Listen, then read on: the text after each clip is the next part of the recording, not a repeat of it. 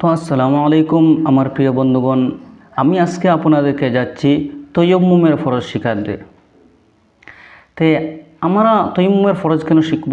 কারণ অনেক সময় আমাদের বেমার হয়ে যায়, এমন আমরা বেমার পড়ে যাই যে আমরা অজু করতে পারবো না, নামাজ পড়ার জন্য আমরা তৈয়ম্মুম করতে হয়। কিংবা তো এমন এক জায়গায় গেলে আপনি ওখানে পানি পাবেন না, আপনি তৈয়ম্মুম করতে হবে।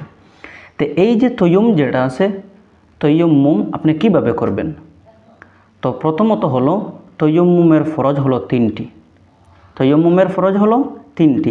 আপনি এই তিন জিনিস যদি না করেন তাহলে আপনার তৈয়ম্মুম হবে না। এক নম্বর হলো তৈয়ম্মুমের নিয়ত করা। আপনি তৈয়ম্মুমের মধ্যে নিয়ত করতে হবে যে আমি নাপাক থেকে পাক হইতেছি।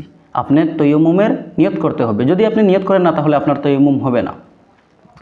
দুই নম্বর হলো সমস্ত মুখমণ্ডল একবার মুসাহ করা। তা আপনি কীভাবে করবেন? আপনি দেখেন এই যে পাক মাটি যেটা আছে, পাক মাটি কিংবা এই যে ওয়াল আছে, এটার মধ্যে আপনি হাত মারতে পারবেন। এরকম আপনি হাত মারবেন, যদি একটু মাটি যদি হয় ধুলাবালি তাহলে একটু জাড়া মেরে আপনি এরকম করবেন। পুরোপুরিভাবে যেরকম আপনি অজু করেন এরকম আপনি সুন্দর করে আপনার পুরো মুখটাকে মুসাহ করে নেবেন। মানে বিলকুল একবার মুসাহ করবেন আপনি, এরকম সুন্দরভাবে আপনি মুসাহ করে নেবেন। তিন নম্বর হলো আবার পাক মাটির মধ্যে আবার আপনি হাত মারবেন।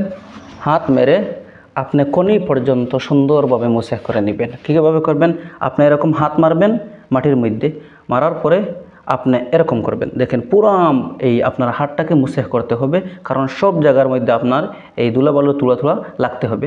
তো এরকম আপনি করবেন, এরকম করে আপনি এরকম নেবেন। এই দেখেন এরকম নেবেন আপনি, এরকম। এরপরে আপনি এই উপরের দিকে এরকম আপনি নিয়ে নেবেন। কীরকম বললাম? এরপরে আবার বাম হাতও এরকম করবেন আপনি। এরকম করলেন, তো করার পরে আপনি এরকম সুন্দর করে মুসাহ করে করে করে এখানে আনলেন কোনি পর্যন্ত, আর এরপরে তার উপরটাকেও আপনি মুসাহ করে নিলেন। আপনি যদি এরকম করে নেন তাহলে আপনার তৈয়ম্মুম হয়ে যাবে। আপনি যদি এই অজুর অক্ষম হয় না, যদি আপনি অজু করতে পারেন না কোনো অসুবিধার কারণে, যদি ডাক্তার নিষেধ দিয়ে দেয় আপনার বেমার বেড়ে যাবে, কিংবা তো আপনি এমন এক জায়গায় গেছেন যেখানের মধ্যে আপনি পানি পাইবেন না, সেখানের মধ্যে আপনি তৈয়ম্মুম করতে পারবেন। আর তৈয়ম্মুমকে এইভাবেই আপনি করবেন। আশা করি আপনারা এই মাসলাটাকে সুন্দরভাবে বুঝতে পারবেন। আল্লাহ তাআলা আমাদেরকে মাসলা মাসাইল শেখার তৌফিক দান করেন।